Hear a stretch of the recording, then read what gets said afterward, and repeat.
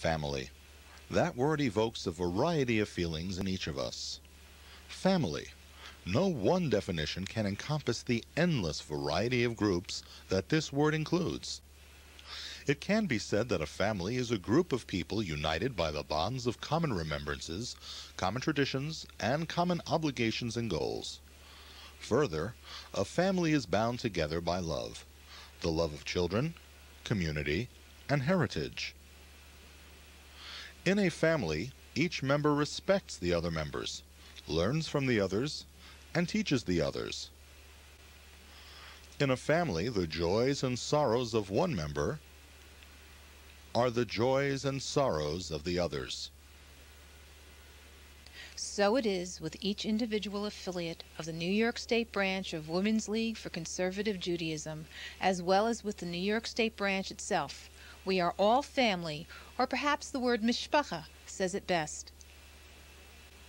Our mishpacha is made up of 19 sisterhoods, large sisterhoods and small, in small villages and big cities.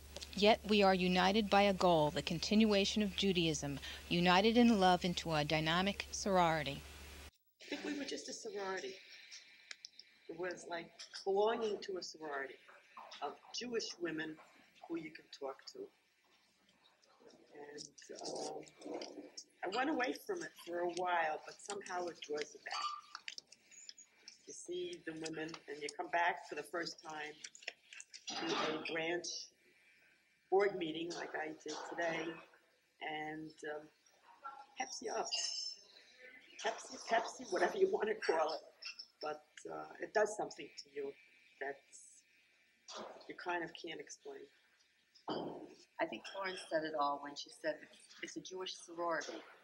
It doesn't have the Roman numbers or anything. It has Hebrew letters, it has Hebrew things, it has everything that a woman needs to teach her how to be a good Jew. It teaches her how to teach her children and her grandchildren right now.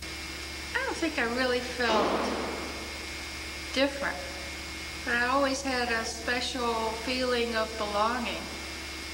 I grew up in a very small town in the South, 40 Jewish families. So when I came here and was among so many Jewish people that had the same outlook and the same feelings, beliefs that I did, it was just a unique feeling.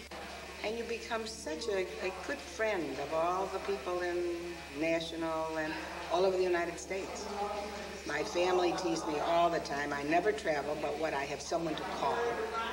And that's in every city, in every state. I was in Canada for many weeks, going each week.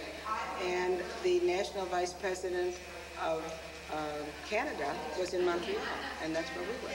So we just had so much in common. Oh, our own sisterhood to me is like home. At one time, they used to say, why don't you take your bed and stay in temple? It's an old story, but it happens to all people who continually work in the temple. And that's how I felt. This was my second home. And every brick was part of my home. And your extended family. And my extended family. In our family, we have many matriarchs. They are more than just our link with the past. They are also our teachers and examples by which we can measure our growth. The women in my sisterhood just took me in under their wing. I was a young girl who had young children, and I think I've worked ever since in practically every phase of sisterhood. I became sisterhood president in 1966 for 3 years to 69, and then I became branch president. It was the early 70s, and was taken under the wing again by sisterhood women. Shirley Trostman from Buffalo and Nettie Schwartz from Utica were my mentors. And I attended my first national convention in 1950 in Cleveland. Marion Siner Gordon was either going in or going out, and I was so impressed with this. It was lovely. Out of the clear blue sky, Marion Kleonsky called me and asked me if I would be president. I didn't work my way up the ladder, or I had, you know, no great jobs. Maybe education, yes. I ran an education class for many years there. So it was an honor, I thought, to be president of Sisterhood. And we had an active sisterhood. If we had a meeting and only 100 women, it was a small meeting. It was so exciting to preside at a meeting, a sisterhood meeting, where there were maybe 200, 225 members. Everybody with their fancy hats on. I mean, it was just incredible. And I'll never forget not an inter-sisterhood, it was an interfaith tea that we had at the old temple, that we had maybe 300 women. Oh, absolutely, we filled them. Right, yes. And Ruth Hurwitz wrote the script to this play. Sure, that's right. Remember that? We always had them out for the... I think the social aspect was very strong. People felt a big attachment to Temple Israel, I think. Oh, definitely. Yes. We were devoted. I used to walk, Yes. if it was Simchas Torah or something. I lived on Helen Street, you know, I don't write on Shabbos or Yom Tov. I'd walk down with my children. So it was a long walk, you know. It's over 3 miles. Yeah, well, I can't remember. But we came.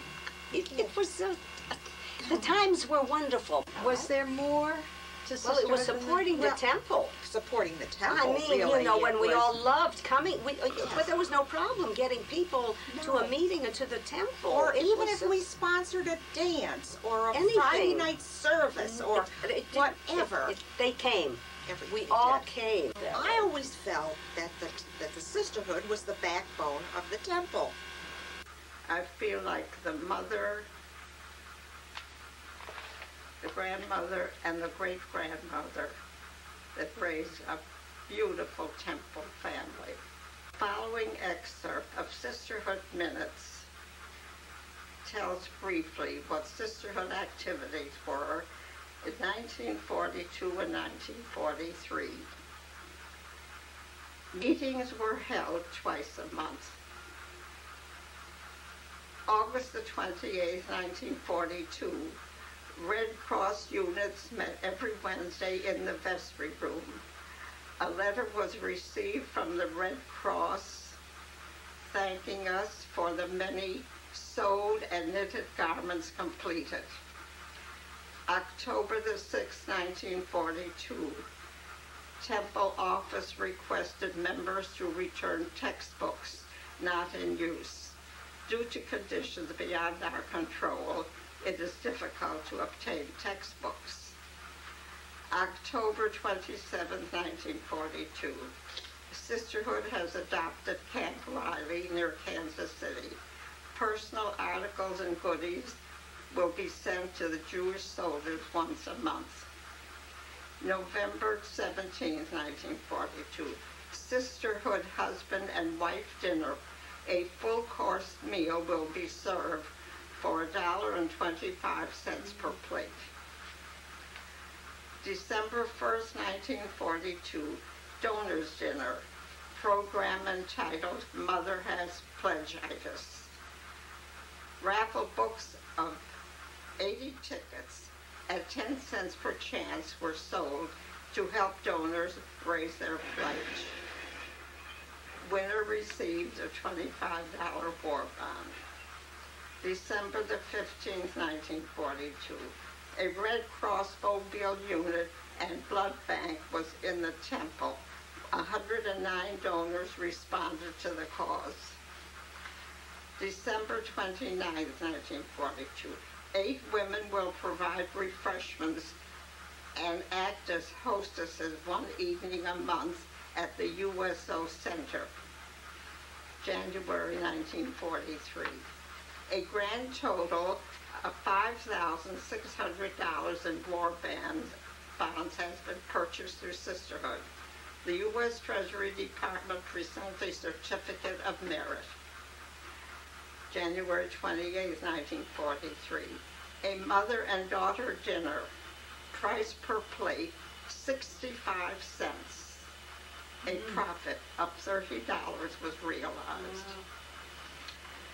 February 1943, the National Women's League assigned a quota of $75 towards Tower Fund. A bridge and mahjong party will be held to raise this sum. Now, I'm going into May. Now, see, I was only interim secretary. That's how I happened to have these minutes. And then in May of 1943, we are grateful to the members who donated their coffee and sugar ration stamps for use in our kitchen. I did stay. When I go, I listen.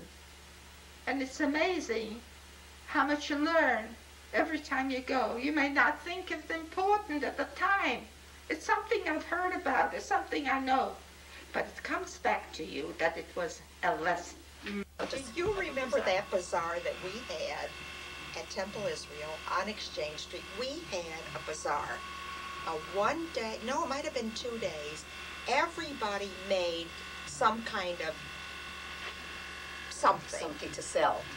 Well, it was unreal. Anita Henry, who was so clever, she made these milk cans, and she painted them. I must have made 30 aprons, and it was fun. I knew I was doing it for sisterhood, and it was fun. It wasn't. See, I don't know. I don't make things. Maybe I just stood there. I think you might have been a salesperson.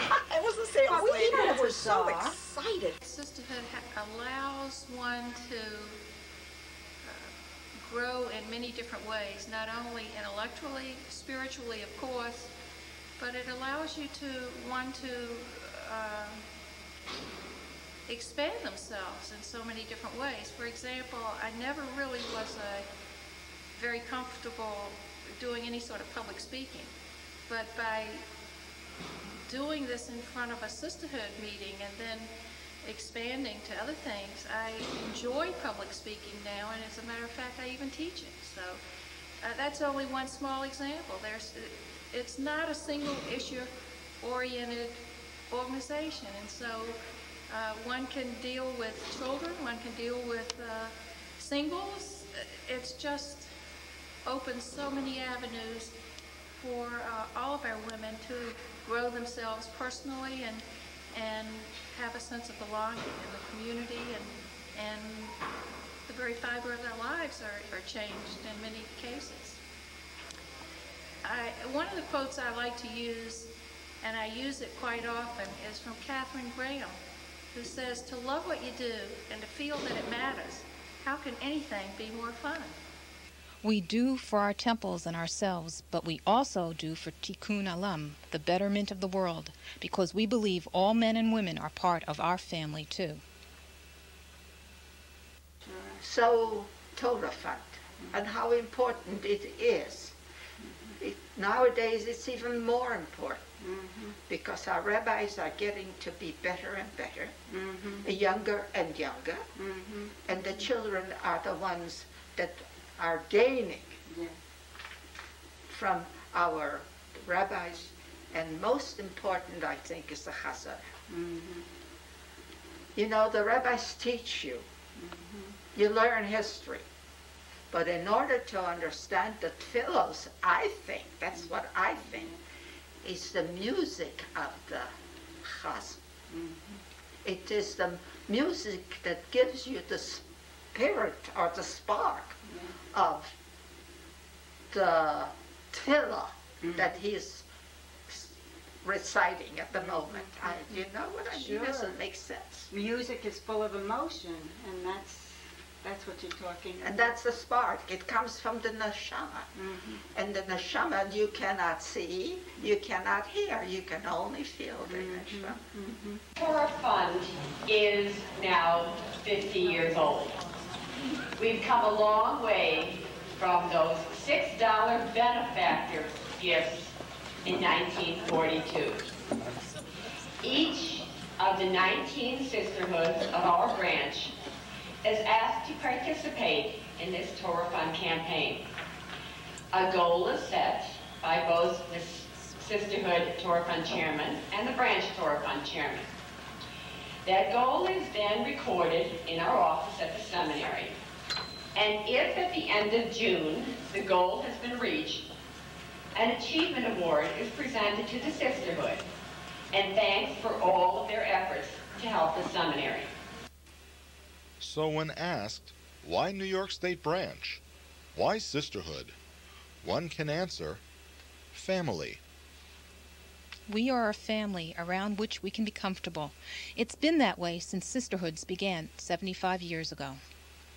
Matilda Schechter, whose spirit imbued us with a vision sublime, a vision that came to be, a vision that took the form of a splendid edifice, not of mere cement and stone, but an edifice of heart and soul and love. We remember the hosts of pioneering women, architects of the spirit, who invested it with their very essence and who adorned it with eternal treasure of our people, fiery faith and lofty thought. They carried with them precious gifts from the treasure house of Matilda Schechter. Today, we have faith that there is a future rich in promise, that we have purpose, and that our lives have meaning beyond this moment. We are the architects of the future. We are the playwrights who will determine its drama. We are the historians who will fill the blank pages. We ask for God's blessing. May we have the courage to be partners with Him in these tasks. May we have the strength to work with Him toward these goals in the future and as the years now unfold. We ask that God take love and root it within our hearts so that compassion and understanding may flower there.